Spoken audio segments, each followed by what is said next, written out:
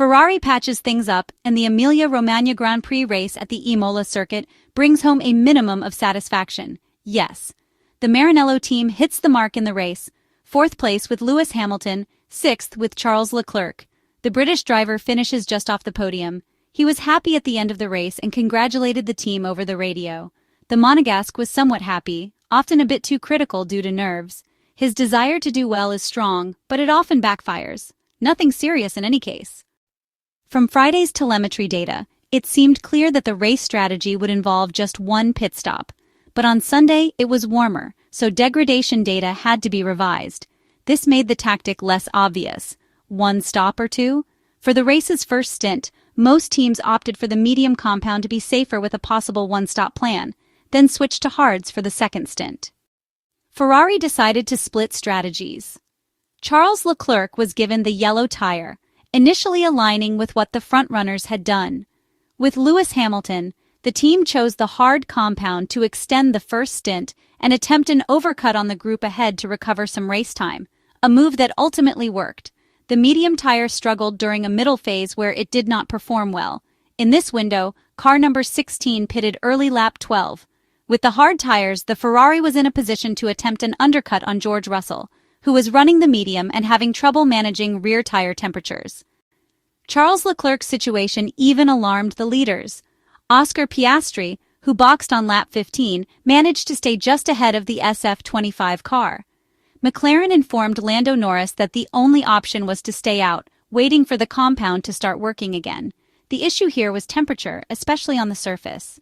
When a compound degrades, its flexible portion shrinks and it generates less heat.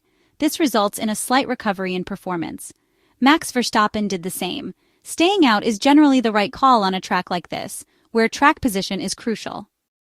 A circuit offering few overtaking points, much like Monaco, means the later you stop, the better. At that point, both Max Verstappen and Lando Norris aimed to extend their stint as long as possible to create a tire delta in the next one, where they could have a significantly fresher set compared to their direct rivals. Lando Norris came in on lap 29 to switch to hard tires. In the same lap, Esteban Ocon stopped on track. His retirement triggered race control to deploy the virtual safety car, a factor that benefited Max Verstappen, allowing him to pit without risking his position to Oscar Piastri's McLaren. This neutralization certainly disrupted Charles Leclerc's plans. The Monegasque was behind a group on a one-stop strategy, and with the pace he had in the SF25, he was virtually ahead. But with the virtual safety car, all the advantage vanished. Also, Charles himself found it convenient to stop and switch to a second set of hard tires, aligning with the other's strategy. Up to that point, the recovery of Oscar Piastri and Charles Leclerc was going well, but it was slowed by the limited overtaking opportunities on the track. However, based on pace projections, they were both on course to reach third place by lap 30. Only the other Ferrari SF25 benefited from the virtual safety car, being able to pit and have the time loss while switching to the medium compound. After the first virtual safety car, a new race effectively began. Everyone was back on equal footing, whether they had done one or two stops. The goal now was to reach the finish line without further stops. At this stage, there were lengthy discussions between pit wall and drivers on how to maximize tire longevity. Kimi Antonelli's stop before Piratella triggered a full safety car this time. Red Bull decided to bring Max Verstappen in so the mechanics could fit a second set of new hard tires, since he had enough of a gap to make a free stop. Norris did the same, although he only had used white-banded Pirellis left. Oscar Piastri, by choosing not to stop, managed to regain second place from his teammate, even though he now had to take his older tires to the finish. There wasn't a real strategy difference in this case, as the Australian's choice was dictated by necessity. At Ferrari, there was a bit of radio confusion between Charles Leclerc and his race engineer Bryan Bozzi. The pit wall had already instructed the Monegasque to come in, but unfortunately the Monegasque had already passed the pit entry, and so the communication struggle continued. Charles Leclerc wanted the soft tire, but they told him there were 17 laps to go at that point, and the hard tires would hold until the end. On paper, he had a set of new softs, having missed out on Q3 the day before. The safety car stayed out for a long time, so the actual racing laps would have been 12, not 17. However, had Charles Leclerc stopped, he would have rejoined in 8th place or worse. on a track like Imola, where track position is crucial. That's why it can't be said the strategy was wrong. It should be noted that no one gambled on the red tire, so it was likely to be highly ineffective. However, car number 16 needed a fresh tire to manage the restart phase better. The used one is much harder to bring back up to temperature because it deforms less and generates less energy. Lewis Hamilton, meanwhile, did stop to fit a new hard tire, a move that worked very well for him, allowing him to push past Alex Albon and his teammate, and then try to chase down Oscar Piastri. As the Briton himself said in front of the microphones, with a couple more laps, he might have challenged the Australian for third place. From the nightmare of qualifying to smiles after the race, but with the awareness that the road to the real goal is still long.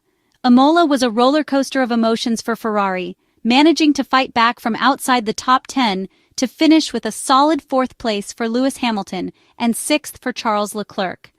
On a day that demanded a show of pride and an attacking race, the Maranello team did indeed show its claws, both in terms of race pace and especially strategy. In this area, Ferrari has clearly made progress in recent races, as seen again at Imola. While Charles Leclerc had started with a two-stop strategy in mind, Ferrari cleverly read the situation during the first stint, taking advantage of George Russell's slow pace, keeping the pack bunched up, to undercut 4 cars in the pits. Lewis Hamilton, on the other hand, went for a one-stop strategy, capitalizing on the virtual safety car's arrival at a favorable moment. Ferrari team principal Frederic Vasseur acknowledged after the race that the timing of the 2 safety car periods ultimately worked against Charles Leclerc. The first interruption came slightly too early to be beneficial, while the second occurred just as the Monegasque was pushing hard. The French manager expressed understanding for Charles Leclerc's frustration, noting that his desire to achieve more was clear. However, he emphasized that teams must work within the circumstances they are given, and in his view, Ferrari had managed to extract the maximum possible under the conditions. Initially, there had been internal discussion at Ferrari about fitting soft tires during the final safety car, but the number of laps remaining made that option risky. Despite decent durability shown earlier, the C6 compound was known to suffer from a sharp thermal drop-off, particularly under higher temperatures like those seen on Sunday. While a lighter fuel load might have helped, the heat of the track presented a significant challenge.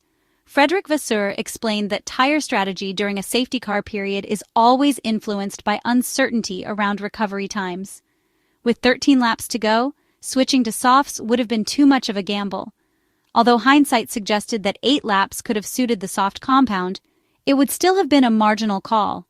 Charles Leclerc ultimately decided to remain on track, avoiding a pit stop that could have dropped him behind Lewis Hamilton, and the Maranello team believes it was the right call.